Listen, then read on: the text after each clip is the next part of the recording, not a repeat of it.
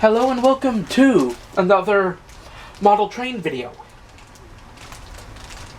So today, I have a great big husky container full of goodies. Mostly used room stuff. I do have some new kit stuff. But let's get cooking, shall we?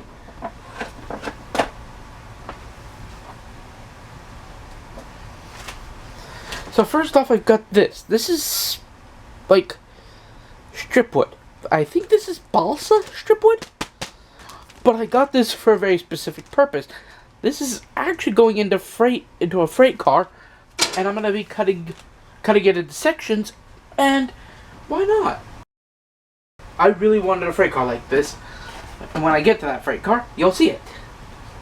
Next car we have is this Resner's scrap metal hopper. However, it's got a coal load, it looks like.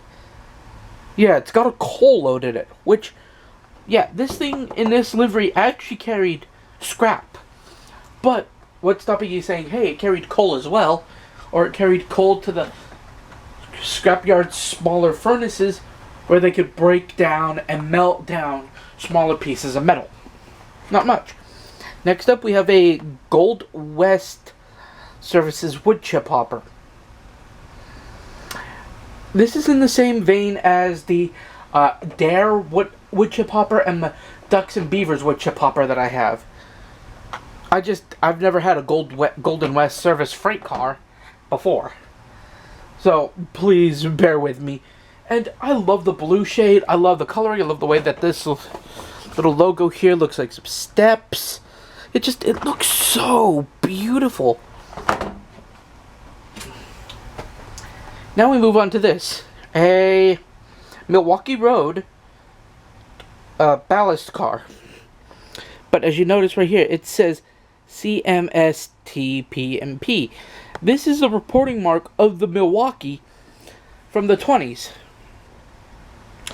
And this is the Chicago, Milwaukee, St. Paul and Pacific Railroad reporting mark. Now we move on to the next. And it's a twofer. 2 original bodied auto racks. This first one here is a New York Central. As you can kind of tell, like right there where my finger is. New York Central. I love these cars. I already have an original one from the CB&Q. And these just go well with it. And this one, right there by my thumb, it's Northern Pacific. Once again, why wouldn't I have a Northern Pacific car? Like, it just adds so much to the list.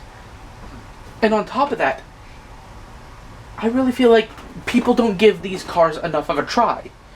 Now, the next thing here is something I'm breaking a few hundred rules about. This is a UP Feder Challenger. Now, the one thing I'm going to say is that having a Feder Challenger is going to be fun. This is the predecessor to everyone's most beloved engine, 3985, and eventually what would become our big boys. So this thing literally predates the Challengers and the big boys. Which, okay, awesome. And it's one of those things that adds some charm and character. Next up, we have an American Car Infantry kit for Great Northern covered hoppers.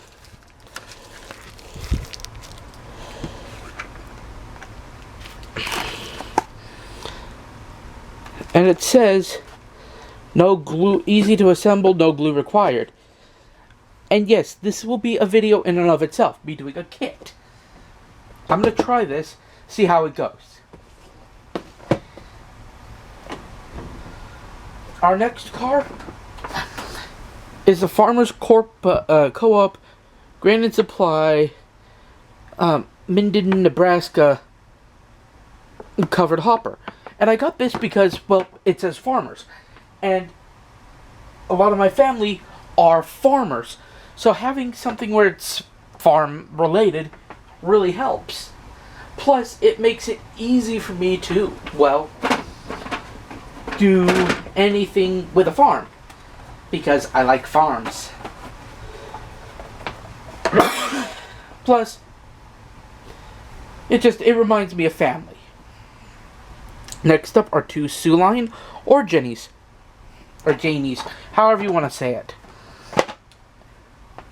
Once again, you can't really have too many or Janies, but the problem becomes, when do you have too many? Some people say you need to have 200 or Janies to make up a good train. Some people say you need to have 1,000. Personally, whatever number you feel comfortable with, go for. I just got Soo Line and, well, I like Soo Line. And then I have an LS and I or Janie. And if you notice, I think these are AHM cars. Meaning they've got the wrong kind of coupler on them to be compatible with everything else here. Which leads me on to, well, something I'm going to try to do. This is a conversion kit for these guys. So I am going to try to do a conversion of one of these cars. I have another AHM car. And I am going to try to convert that into a knuckle. Make that my knuckle car. Next up, we have a Rio Grande caboose, because why not? You need a caboose. Speaking of AHM, this, my friend, is a pulpwood rack car. As you can see, it's broken into. It's got 3 different segments in it. This one's for the Rio Grande. And I got this because, well, one, it's a very unique kind of freight car. You don't see many of them around. And from what I gather, some of these did end up in actual service. Next car. Little hooker tanker. Yes, you can make your joke now. Don't really want to hear the joke in the comment section, but I don't give a but I'm in no mood. Now here is a patch unit Pacific Fruit Express freight car. Once again, I got it because reefer. Yes, reefer madness. Here we go, a Great Northern coal car. I love me some coal cars. And the thing is I don't really have that many Great Northern coal cars. And if I do get any big Great Northern engines, I want at least a few Great Northern cars to go with it. Next car we have up is an SP cattle car. Once again, farming family, cattle cars, they're very important to me. Oh, I'm going to talk about these guys. These, my friends, are what we call the heavy bastards. These are basically heavy-duty flatbeds that are made to carry the heaviest of loads, hence why they have the multiple bogies. 1, 2, 3, 4 bogies. And I've got one for Erie.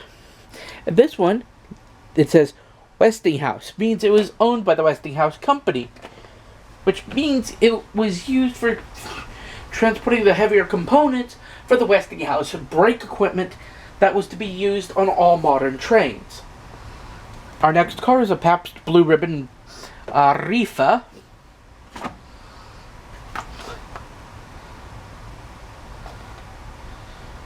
Followed by by a National Bohemian, which I think this is a liquor reefer as well, or alcohol reefer. Followed by a Milwaukee coal car. Yes, I'm going nuts. A BNSF bulkhead, because I have a few bulkheads, but some of them just don't fit certain loads, and others of them have given up on being useful. I grabbed a well car, because what I'm going to do with this is I'm going to look for a Maersk container and do a Maersk car. We have yet another reefer by Rainier, which I think this was also alcohol, which I love. A Great Northern box car, made by Botchman.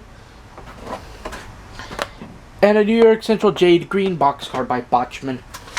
With our last item being another one of these cute little magnetic packets. Now, why do I have all these strange cars? Well, one, they're strange only to the people who look at them and go, why would anyone run them? But to people like me, they're not strange. Do you know what they are? A godsend.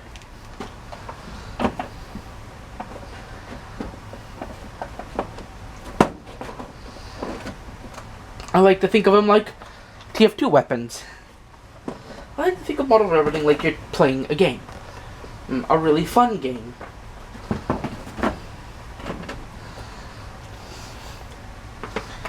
What is this game? Well, it's simple.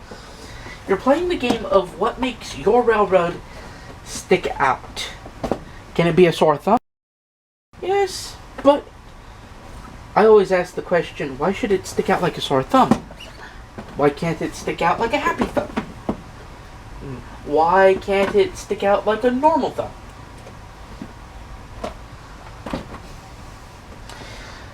And the answer is, everyone wants everything to be so blasé.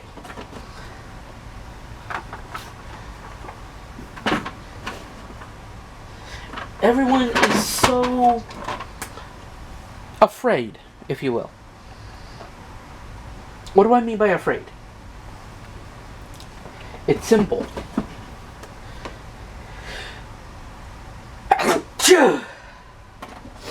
They are afraid of what it is. They are afraid of being this outlier. They're afraid of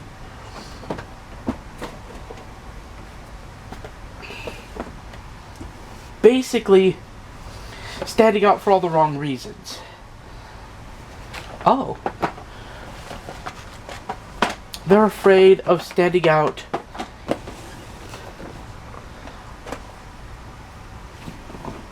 in a sea of normality. It's like they don't want to be that one guy in the office block who, he runs the weird thing. Like, I'm running a Feder Challenger. I don't know many people in the U.S. I don't know many people at all the model train hobby who run Feder Challengers. Well, now I do know one person. Me. But think of it like this for a minute.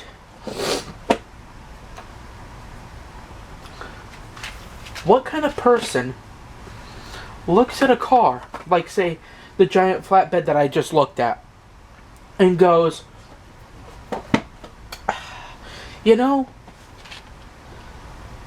I'm scared of it.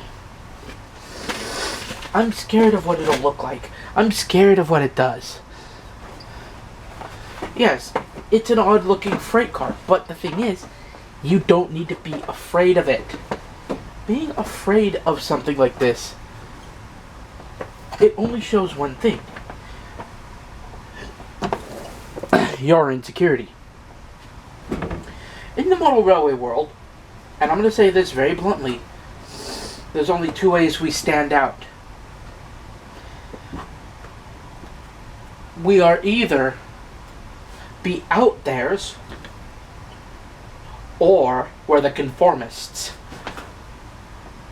Out there's are guys who will run these and modern auto racks together with the auto box car, with the 86-foot box cars, or you'll put a Challenger on a well train, or you'll even have a caboose at the end of a modern trash train. But conformist, you got your Fred.